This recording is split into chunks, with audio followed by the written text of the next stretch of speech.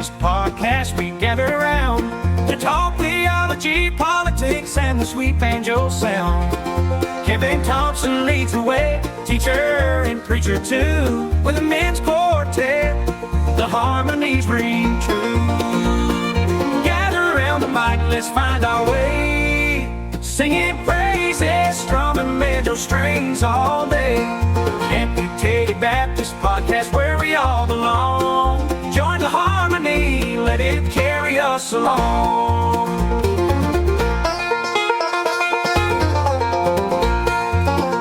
With a passion for faith and a banjo by our side, we don't deep, we don't hide, we take it all in stride. From parables to politics, every topic on the table, let's harmonize together, let's make it stable. In the chord progressions we find our peace, singing praises, strumming banjo strings all day. Amputated Baptist podcast, where we all belong. Join the harmony, let it carry us along. Theology, politics, and a little bit of banjo. You're listening to the Amputated Baptist podcast. And now, here is your host, the Amputated Baptist himself, Kevin Thompson. Hello and welcome back to the podcast. Today we have another candidate who's willing to sit here in the hot seat with us here at the Amputated Baptist podcast. Andy Manske is running for governor of Wisconsin. Andy, welcome to our podcast. Well, thanks for having me. I appreciate it. You know, it's always wonderful to get an invite. Just the other day, I was out with a individual voter who was like, yeah, come over to Mayville. And I said, I'll go over to Mayville, you know? Why not? Just meet them one-on-one. I've done this before with voters one-on-one. I do it in group settings. I go to forums. I think it's okay to meet voters where they're at, no matter where they are. Sometimes it means driving and putting some gas load on the car, but I just like meeting people. It's fantastic. I'm a social creature, I guess. It is a huge sacrifice to run for office, which is why I respect any candidate, whatever party we're talking about. You really put yourself on the line. You commit not only your financial means, but this affects your family. This affects your reputation. So let me just start off with the question I ask all candidates who come on here. I always say there's a difference between guys like you and guys like me. Guys like me, I see what's going on here and I yell at the TV and I whine on social media. But you say the same things, you see the same things, and you say, I want to do something about this. I'm actually going to jump in the arena, and I actually want to make a difference. What is it that made you decide that you wanted to get off the sidelines and actually get in a race here?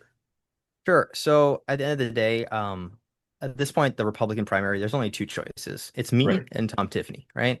Like I've been doing the forums, I've been doing everything across the board, if you will, anywhere I can go and see media. I've survived, which again, most people would say this guy's gonna get chewed out the second he's on the stage. That's just not true. I've literally survived, thrived, and prospered. Well, let me say too that you're showing up places Tom Tiffany's not. Yeah. So I say that to your credit. Yeah. So in that regard, I mean, why run? I work a medical job right now, okay? I care about people. I see people suffering in the medical job. You go home, sometimes finances aren't so good. I got married 3 years ago. When you get married, it's a beautiful, joyous occasion. And afterwards, the main issue is the financials, right? See, you know, not everybody's born rich. Not everybody has money to be, you know, handed to them one way or another. Me and my wife, we have these very boring walls kind of thing here, if you will. But I'm in an apartment. It's overpriced. You know, the prices are probably 30% just 20 years ago it was for my, you know, cousin when she was growing up. I mean, it's a scary prospect. Nowadays, good luck saving for a down payment on a home. Me and my wife, we went looking at home and they kind of laughed at us a little bit. They're like, oh, you don't have 20% for a $400,000, $300,000 plus home? Why are you in here? Well, it's like, I don't know. It's like, well, what are your incomes? My wife just lost her job. Well, that's not her. Well, you know, why are you here? Why are you here? It's like, well, she didn't want to lose her job. She didn't ask for this, you know? It's a real, you know, humanizing and also dehumanizing experience, I guess. Because at the end of the day, I say, hey, we had 40% inflation. Something's broken deeply here. Yeah. You're looking at, you know, levels of alcoholism, suicide, anything across the board, right? It's heartbreaking. I had somebody just the other day in my medical job who said, yeah, this person who's next to me, my neighbor, their brother committed suicide. I mean, I want this world to be a place of hope and love and just a heavenliness on earth, if you will, right? And I'm come from a religious background. I don't force somebody one way or another. I want people to be able to choose that or not choose that. I think that's free will. I think it's part of human life itself. But at the end of the day, I mean, I got two younger sisters. You grow up, you're the oldest, you got a sense of responsibility. I want them to have a good future. I got a baby cousin. I want that baby cousin to, well, have a good future. You know, that baby's 2, 3. It's not their fault the world's so expensive, so sad these days. It's really sad, as a religious person, talking to people and they're like, I'm just so burned out. I'm burned out. I have a person I go to church with, and they are struggling. They have a job, they're trying to be a father, and they're just struggling. The mechanisms to do these things are not so easy these days. So we need to have this conversation because inflation is not just a housing thing. It's a fast food thing, it's a Yeah. grocery thing, it's a gas thing, it's everything. Everything has gone up like 20, 30%. I mean, Yep. vacation's probably up. Tickets, I don't know if tickets are right up like that, but Mm. I'm just saying across the board. And this is a major impact across society. I have a different vision. I want to see a Wisconsin where trades are, key. Trades, high skilled workforce from, colleges, streamlining that process. AI is coming. It's already wiping out various industries. Oh I yeah. talk to people and it scares the life out of me when I talk to a quick trip worker on the road kind of thing. And they're like, yeah, I'm a teacher. I'm a quick trip worker. And at the end of the day, I'm also a delivery driver for DoorDash. I mean, that's not a very No. sensible life. I mean, I talked to a funeral director who has to work 3, 4 jobs. And nurses sometimes are doing odd jobs. We've now become a gig economy and nobody wants to talk about it. People have to do 2, 3, 4 jobs. Healthcare is an all-time high because again, parents can't see their kids. They don't get to see them. The kid has to be taken care of by somebody. The family units are broken down. The structures, the friends. I mean, a lot of young people these days, 0 to 1 friends, incredibly lonely, living online, absorbed in like almost like wanting to be in another world. I mean, it's a real thing. Hmm. So at the end of the day, there's a lot of reasons to run. I'm religious. I think we can do better for God. We can do better as a society, right? I think at the end of the day, it's okay to say, hey, I want the young people to grow up and have hope. I want, people to be able to choose life more easily. And that's what my whole economic life platform element is. It's just like, hey, we can talk laws for 70s, from the 70s, 80s all day long. That's a real argument. Women are not going to have kids when they can't have a home. That man won't stay with them. They can't find somebody to settle down with or somebody to be a player too in life, gaming wise, reference wise. But I mean, they can't afford anything. They're not established in life. They aren't ready yet. They aren't in a good position. Give them hope. Change the mechanisms in society. I think many women would choose life and choose kids more easily. I think naturally many women want to be mothers. I think I said this the other day. I got some flack at a forum, government forum. I said, why is it as a society that women are, I think true feminism is straight up if you can choose as a woman to stay home or choose to work. You just have choices across the board. I think that's an okay thing to say. Now, I got some flack because it's like, well, my situation's different. I'm like, okay, that's your situation, and I'm sorry, voter, that I upset you. But at the end of the day, why can't women choose to stay home? Like, it's not some, sexist, hateful thing. If my wife would like to stay home now, after the heartbreak with the job thing, I've been trying to keep her home. I've been trying to keep her in this situation. I'm trying to provide. I'm trying to pick up hours. I'm working a day job while I'm running for governor. It's definitely an undertaking. But at the end of the day, there's a lot of reasons to run. A lot of people are not doing well. We are suffering. We need change now. That's not wrong. Francesca Hong has said it. I agree. We need change now. It's just how we're doing that change. I think we can reform society. We can, again, see things cheaper. We can make Wisconsin the destination to be. Wisconsin is seen already as a place where California, New York, New Jersey, all these people across the U.S. are thinking Wisconsin. You got an amazing culture. People say hello to people you don't even know. I mean, very friendly, very good areas, even though prices have gone up so much, it's way cheaper than California, way Right. cheaper than Washington, way cheaper than New Jersey, way cheaper than New York. $5,000 for a shed, $5,000 for a little Hmm. box you can live in. Wow, that's real nice. I mean, they're gonna keep coming here. And if we facilitate those means, whether it's be dirt cheap energy, other means, right, we can bring that cost of living down. We can get a population the size of Texas here. We'd be able to have any healthcare plan we want. Then we'd be able to do whatever we want. That's my view. So you hit on a lot of things there. Let me pick that apart. I think you did hit on the number one issue of this campaign. The number one issue anywhere in the midterms here is affordability. Hmm. We just can't afford. You got people working several jobs. You've got um, just prices going up and up and up. Inflation is killing us. So we recognize the problem. What's the solution? What would you do as governor? Day one, you get the job. What's Governor Manske going to do to attack this? So my plan is I've already talked about this in Madison on local news is I would not weaponize, that sounds terrible, but Hmm. I would use special sessions in a new way that's never been used before. I believe in a thing called never-ending special sessions. I'm not from Madison. I'm not a politician. They don't like me in Madison, obviously, both sides of the aisle. But I would basically say we're having a special session on this, we're having a special session on this, we're having a special session on this. I would try my best not to let them go home. Mm. They have a thing called gavel in, gavel out. Doesn't mean that Yep. means they get to go home, break, lunch, whatever. I don't want them to have it. All right. I'll just say right now, we got things that have to get done. Now, if you talk about the nitty gritty, right, I want to pursue and work with our federal government to bring nuclear power here away from the populace. It's Mm. another eco-friendly energy source as a whole. We subsidize the other two right now. We don't subsidize nuclear. We focus back on nuclear. Nuclear power Germany. Nuclear power Japan. There's a lot of things around the world we can bring to Wisconsin, bring to the US that would really just make us even more specialized, empowered, you name it. You wipe out that energy bill with dirt cheap energy, like a nuclear plant's up and running, and we just streamline that as much as possible. You just mass build them away from the populace. So again, people aren't aren't suffering side effects, right? But at the end of the day, that money goes somewhere else. Now I'm talking about groceries. I want to empower our farmers. So I put a plan out there to basically set almost like a new class for our real farmers, our ranchers. They make our state fair. They bring the animals. It's a much better time with our state fair because that's a part of our culture. It's part of our state. I'm saying right now, hey, they get a special certification, a special classification. They will pay less in taxes. The government will have a direct relationship with them. They'll provide new technology. We can maybe triple our output of Mm. food in the stores, bringing down the cost of goods in Milwaukee and across the state as a whole. So it doesn't have to be just single location. So I want to see them prospering even more so. Many of them are struggling right now, and we know various factors that have been argued why one way or another. I'm saying, hey, rather than having the farmers being on the edge of, bankruptcy all the time, let's have a relationship where they're paying less, they're getting technology, they're getting, specialized loans, we're doing this, we're doing that, a multi-pronged attack. And we'll bring down the cost of groceries because we are aggressively empowering our farmers, our ranchers, the people who are founding Wisconsin with food. If we don't protect them and corporations come in and I'm talking about, they can come in and obviously destroy those traditional family farms that have empowered our state as a whole. We're looking at buying our food elsewhere. You know what that does? Prices up even further. Right. So we need to protect that element 100% here.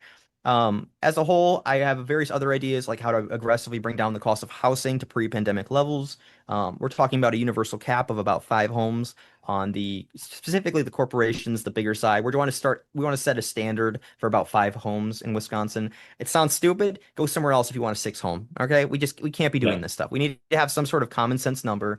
I think a lot of people are like, you're too extreme. You're too extreme. It's like, no, get a number. At the end of the day, you have a number. I talked to a voter and he's like, well, I have 2 homes already. I'm like, well, I'm talking about 5 homes first off. He's like, well, what about my daughter? What if I want to buy her home in my name? And I'm like, you can do that. But the idea would be your daughter would have much less options if all the homes are kind of stuck in the grid, if you will, or stuck in the cog in the same few hands.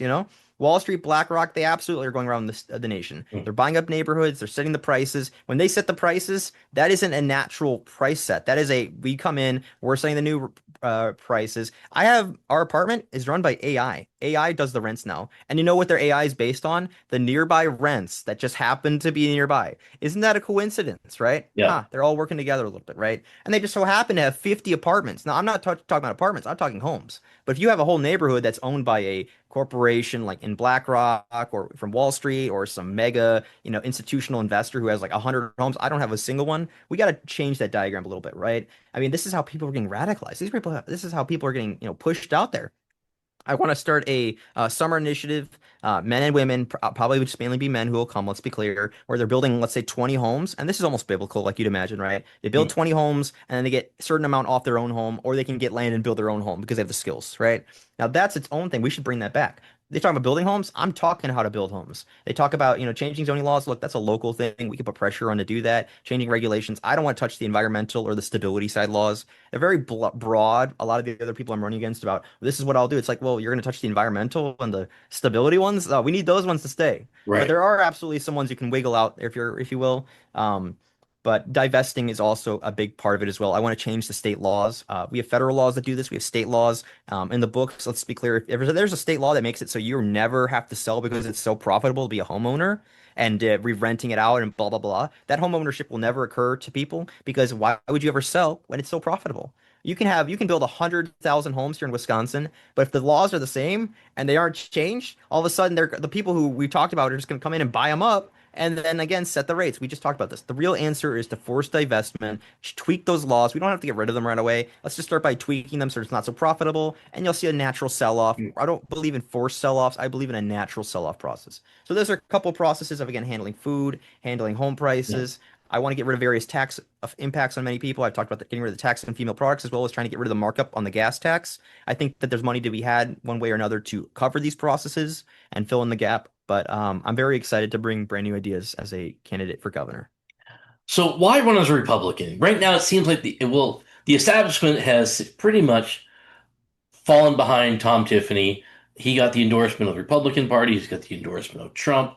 What is it that you bring to the table, or what view you have that separates you from Tiffany and says, "Hey, I've got something he's not." Yeah, so I'll just say right now, you asked why I run as a Republican. Well, first off, I grew up in a Republican household. I definitely have some Republican ideals and values. I come from a mixed family background, so I have both Democrats and Republicans. I love them both equally, right? I think it's okay to love your family. There are little disagreements. I'm sorry. I'm getting a wrong call here. Sorry about that. Should have muted that beforehand. But I mean, it's okay to say, hey, I have family across the aisle one way or another, but I've always been traditionally more Republican. I am an anti-war Republican. I don't really care about these wars in Iran right now or Yeah. the Middle East. And I was very vocal about that when they occurred. I said, this is a bad decision, right? Iraq, you name it. There's a difference between Republicans and Democrats. There's differences in who identifies as each. I'm a working class guy. I think that the Republican Party is more easy to meld one way or another. I think if you look at 2016, back then I was in high school. Bernie Sanders back then was talking very differently from 2026 Bernie Sanders, right? He's talked about the idea about how H-1B visas and visas were coming here and they were basically stifling pay for American workers. Doesn't sound too different from Republicans today, in a weird sense, right? Mhm. You look at other arguments like how we need to have some sort of immigration system, a wall, a board, not even necessarily a wall, but some sort of border, right? That a border does matter. Bernie Sanders said that in 2016 in a very famous interview. And he stated that, hey, with immigration, we need to have a legal framework, a lawful framework, some sort of, reform, if you will. And I agree, reform needs to be done. But at the end of the day, he talked about how when they come here, a lot of the illegal immigrants, undocumented immigrants, whatever you refer to them as, I do consider them like a slave caste. He said the same thing, slave caste. The, individuals who are rich on both sides, they'll use them for money, they'll use them for what all they can, minimum wage, whatever, depresses wages across the board. So again, you and I have a harder time getting a higher paid job. I mean, when visa people come over here, I'm an American. I got a finance degree. I went to school. I'm a business guy. I run a business. I run a governor campaign. I can run stuff. I have a side business as well, right? But at the end of the day, when they can do the job for 40,000, 50,000, 40,000, and I'm asking for 70,000 as an American because I have a wife and everything's too expensive, that's a Yeah. difference, that's a non-starter for them. I'm not getting that job. I'm not stupid. And we have ghost jobs and all other sorts of stuff, that nonsense these days. But what makes me different from Tom Tiffany? Look, I had a similar question. I got to walk a thin line right here, right? I know how it's likely to go. I've always known from the get-go. I entered the race before Tom Tiffany. I entered when Josh Schoen was running and Bill was running. There was no young perspective. I think they needed young perspective. Trump, part of the reason he won in many states was because he had young voters turn out, and it broke the kind of algorithm for Democrats. And many of them are very angry right now. We're looking at alternatives. That's not a good place to be as a party, statewide as well as nationally. So, in that regard, I offer various ideas. I'm not stupid. I know Tom Tiffany's borrowed some of these topics and started wading into them. Like I talk construction, he talks construction. I talk data centers, he talks data centers. I talk marijuana, he talks marijuana. We talk about these issues. He's kind of trying to stifle my own competition, but sharpening one another isn't necessarily bad one way or another. I No. think that for what it's worth, Tom has been very good with his team. His team has been very good at grabbing and absorbing as much of this as possible. I'll post a video of me driving around talking about how we need dirt cheap energy, and the next day they post about an image of him on media with he likes to watch the Brewer games in this passenger car. Well, Mm. it's not the same thing, right? I'm a Yeah. working class guy. I'm out here. I have a day job. I'm not in DC. I'm here all the time. I'm driving around. I'm doing forums. I'm doing whatever I can. I'm meeting voters where they're at. Am I perfect? No, absolutely not. Nobody's perfect. But I do have a general framework of how to reform Wisconsin, how to get some more money to be able to do different projects. I want to bring that cost of living down. I've put out ideas before Tom started talking fraud. I started talking about, hey, with AI here, we can, have it as a management tool with humans, obviously, as the resources. We're not going to run on AI right away, but we can bring down the scale down of our government while keeping the agencies. So rather than having 70 agencies, why don't we just do 25, consolidate the ones with overlap, make a new agency, and then the needs are done, send half back to the people. Rather than three times the budget, it's just half the budget kind of thing. It's still more than what they originally had. We can do the needs, keep the agencies. I'm not somebody out there who's trying to poke all these bears. Like we need to get rid of this. We need to get rid of that. Look, we can get rid of things and we can adjust things, right? But money saved can go to the people. We can pay it off to the people. And I talked about this. But running on the idea of like I'm going to destroy all the government agencies. Well, many of them have a use. I'm just going to say, hey, let's reform these agencies. Let's get a nice consolidated list. It's easier to manage. Let's streamline that process. And obviously, Tom Tiffany's mirrored that. He's not going in as detailed as I am, right? And I think there's more time to see. Like for example, at some point here, I'll be rolling out how I'll pay for those plans, right? It's kind of common question. How are you going to pay? How are you going to pay? I'll put out the ad. I'll put out how I'll pay, and then you'll start probably seeing Tom Tiffany. No offense, he'll start saying something about how, oh, well, I'll start mirroring what Andy's saying. This makes sense. This is how you end up paying for these kind of long-term adjustments. But I think that there's conversations to be had. We can start looking towards solutions. I do have a vision in a couple, it's none of these things are going to happen right away, right? There's a step one, there's a step two, there's a step three, there's a step four, but we're talking about multiple terms, a long-term horizon. We can get property taxes to zero when you pay off your home. You can own your home. I actually think that's quite doable in Wisconsin. You just have to Yeah. change how the approach is. And again, I think it's a very much a prosperity mindset. One of the things I love about having a candidate on on the podcast is that I get to ask questions that I want to hear as a voter. And there are two major issues that I care most about. You hit on one a little bit, which is abortion, and I've read your platform on that. We'll Mm. get to that back in a second, but school choice. What are your thoughts on school choice? Yeah, so I was on a governor forum. This is also a little wild, a Muslim governor forum. It was hosted by the Muslim Alliance as a Christian, which, I didn't take the cross off. So yeah, it's also its own Hmm. thing. And I was there. As we said before, Tom Tiffany, he hasn't shown to many of these things. I went there, he wasn't able to be there. Now talking about that forum overall, one of the questions was about school choice. See, there's Christians who want a certain education for their child, right? Families, maybe they want that education. There's a counterverse with the Muslim community, if you will. Now, Right. whether you agree or disagree, they believe in their traditional values, religiosity. Now, it doesn't mean you can't have a conversation with them and convert somebody or talk to somebody, or they can change their mind, right? But they want it's a similar mindset, but not obviously the same religion, right? Now, I'm a big supporter of school choice across the board. Public schools, school choice vouchers themselves. We have new technologies going to be coming out. I have talked to one or two people who are already dabbling with homeschooling via AI, where their AI raises their kid with their education. So as a parent, you would choose the education, you have it programmed a certain way, and obviously you monitor it as a parent. You're not going to just let them go hog wild with it because AI has shown disruptive capabilities with people, but that's their choice. I'm not that family member. I think families should be able to choose, parents and kids. I think when I was on that stage with Mandela Barnes and he's talking about how we can't do both of these programs, and I'm like, we've been doing both of We these are, programs. You're yeah. talking about public school and private. We've been doing both. Like we have a surplus in our government right now, or a projected surplus, right? We've been doing both. Like it's nonsense. It's about like destroying one to empower the other. I don't like that. Francesca Long talked about sunsetting school choice programs, a very disturbing concept again because it's parents. And I even called them out like, "What's wrong with you people? What's?" I jokingly yelled at Mandela Barnes at the stage of like, "What's the skin off your back? Why are you all stressed about this? Why are Yeah. you so angry?" And Kelda I expected because she's endorsed by the teachers union and she's like, they don't want me to do it, I won't do it. She's also Democrat. But at the end of the day, I want all school choices to exist. Look, sometimes the best schooling isn't your down the block school. Sometimes it's okay to say, hey, I'm gonna work so I can send my kid a little bit outside the city and get a better school. That's what Right. a lot of school choices are. They just want to get a better education. Now, MPS could change that by reforming and doing well and actually getting proficiency and reforming the culture as a whole. That hasn't happened so far. My dad has put image thoughts out there on that, and I have my own thoughts, if you will. But at the end of the day, what's wrong with letting people choose their schooling? I don't Yeah. really understand. It shouldn't be. It's not in my mind. It's not a political issue. Just like this election, the Second Amendment is not an issue. Because they all track each other. They tracked my website and they saw what I said in the Second Amendment and they all just bailed on it. Hmm. That's why you don't see any Democrats saying anything about the Second Amendment. They are not going to campaign on it at all this Right. election. Well, I appreciate that. I teach at a choice school, Hmm. and I love how you talk about this at a Muslim in a Muslim setting because I believe that every family should have that choice. Different kids just learn differently, and they need to be in a place in an environment that best fits their particular needs. And for some people, that's going to be a Christian school. For some people, that's going to be a Muslim school. And for some, if we want to have Jewish education centers, whatever, across the board. We have a freedom of worship, freedom of religion, thanks to our First Amendment. And hey, I'm all for it. And let's do that because it's about the individual kid that Yeah. a one size fits all situation, throw them in the public school is just not going to work. And I've seen countless number of students who have come across come through my classroom who, for whatever reason, just was failing in the public school. And it's not because we have horrible public schools. It's not. We have awesome teachers, and I think we do have a great system, but it's just not for everybody.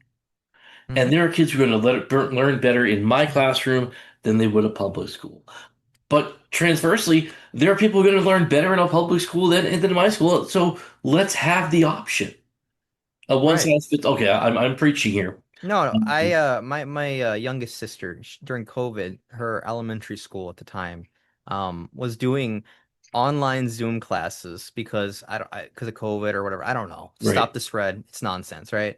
I saw how much the environment shifted because when you put her in front of like a screen with everybody wearing a mask, you can't see their faces. You can see their Yeah. eyes the most, right? I mean, that was like, I mean, this whole section is gone. You can't see anyone smiling or laughing or wave, you might be able to see somebody waving, but it's not a normal learning process, right? So I'm worried, deeply worried about children who were raised with that kind of COVID kind of restrictions, if you will. But again, Zoom classes, look, they're not going to be for everybody. Like just like, public schools, like you were saying before, that's what I'm trying to get across. I think everybody has to learn differently. I think Zoom classes are going to be very difficult for any kid to learn in, but I think there are probably a few kids that are like, that's their main way of learning. Yeah. Again, school, let the parents and the kids decide. I agree. All right. Well, I'm looking at the clock here. We're already come to a close here. So we didn't talk about the whole, but we didn't talk about data centers. We Take as long didn't as you really want. talk This is your too time. much Yeah. about ocean. Well, I try to keep our programs. Like I could go hours and hours. Yeah, I talk But too much. I'm sorry. no, Dave, that's why you're here. This is your chance to talk to my audience, and I want them to get to know you. I want to get to. I'm all about. Um, as a pro-life guy, it seems weird to say, but I'm all about choice. Um, and I hate it when everyone coalesces around one guy and then others are left out of the debate completely. I think if we're going to have a choice, it needs to be a fair choice and it needs to be an informed choice. And so, any candidate who's running for office, whether you are independent, Republican, Democrat, third party, uh, welcome here on the program. And I want people to hear what you have to say so that they can when they come to when it comes to August here, just really shortly here, and they have the choice between Andy Manske, Tom Tiffany, or whoever's still left on the Democratic side by the time we get there. It's an informed choice, and people can do more. So, where do my listeners find out more about you and what your platform is? Sure. So you can go to my social medias. I mean, Andy Manske, Wisconsin on Twitter or X, whatever we call it. I also have a Facebook. You can just look up my name, Andy Manske. I don't actually have any of those group things. I mean, there's a group, but it's not really a group. I just let people add me. I like people just being friends. I think it's a Yeah, better way of doing politics as a whole. I always think it's nonsense when politicians like make a group and they're like, follow me. And I'm like, I mean, I'd like to be friends with you. I don't know you. Let me see your life, yeah, Like Facebook is my life. I post my policies there. I post little snippets. I wanted to post more on July 4th, for example, because I'm a patriotic guy. I was doing Lake Delavan emergency medical. There was no option there. It was just too yeah, crazy, too much stuff going on with all the storms and whatnot. Very heartbreaking story, by the way, in the lake with the three kids. But at the end of the day, you can find me on Facebook, Twitter, X. I do have a TikTok. I don't agree with TikTok. I only made a TikTok because I'm running. I don't like the idea of Chinese people having my information out there or mm, anything like that. I want my information to be private. I'm very anti-TikTok. My own wife would tell you that. I'll make a TikTok and sacrifice everything to run for office because that should be, as you said before, that's what you do, right? So I yeah, sacrifice quite a lot. My main thing is my website, andymansky4governor.com. We have a platform page. Very proud of the platform. It's a very intensive, it's very detailed platform. I think other candidates don't always have a very detailed right, platform on their website or don't offer very much. I want to be more, not less. Somebody yeah, goes there and they're like, I don't like this. I'm done. That's fine. There's single issue voters out there. But if somebody's like, okay, okay, okay. I had somebody the other day who bought a yard sign. Like, I agree with 80% of what you said, 20% I didn't like, but I don't know. I'm gonna buy your sign. Why not? Stick it in my yard yeah. till August. Hopefully you win. If not, no harm off my back, right? And Right. and that's done to the terms. You just understand. Nobody knows who's gonna win the Democrat primary. Obviously, there's a front runner in the Republican primary, but we also haven't polled since March. Let's be clear. There's been Yep. zero polls, zero information out there. The last poll that had 6 and 8% for me. I mean, it's not like people don't change their minds. If they find out there's another option, they could change their mind. I don't Right. know. So they've definitely put a pot on this little lid, if you will, trying to, stifle me. But I'm still out there in media. I'm still in Madison. I'm still going around doing various media across the state. And I will continue to do media because, again, they couldn't stop me from getting the ballot. They can't stop me from having media. They can do whatever they want. I'm still out there. I'm still being invited to forums. I'm still being included in nonpartisan voter guides. Now, some of these forums have missed me because they didn't realize I was running. I just got a call the other message and email on saying, "Hey, we didn't know you're running." And then it happens. Mm. And they're like, "Oh, would you like to come to our forum in Superior in 8 days?" And I'm like, "I mean, I'll try. It's a little tight. Yeah. I'll see what I can do." So regardless, I think it's a very much better environment as a whole. Running for office has also changed the environment. I was worried to be like 12 politicians sitting in a room just yapping together, just talking national politics and nothing getting Mm. done, ignoring 40% inflation, ignoring why people are confused, Yeah. and then wondering why they're not going around the polls. Well, all of a sudden now that people start talking differently, their polls are going up. Oh, call me Fran, call me Tom Tiffany or whatever, right? Call me Tom, right? No longer congressman, no longer whatever. They're shedding it. They're dropping off the suits and whatever. They're becoming more real. Mandela Barnes going out there with his little scrunchie, whatever he wears. I don't know. It Yeah. looks a little goofy. They're all dropping like the professional clothes. They're all trying to change how they talk. They're trying to advocate for these working class because there's a working class guy in the conversation. There's a working class guy in the ballot. Now they're talking about the 40% inflation. What I plan is. Here's what my plan is. Every comment section has changed, and I'm not going to claim all credit. I believe in a higher calling, right?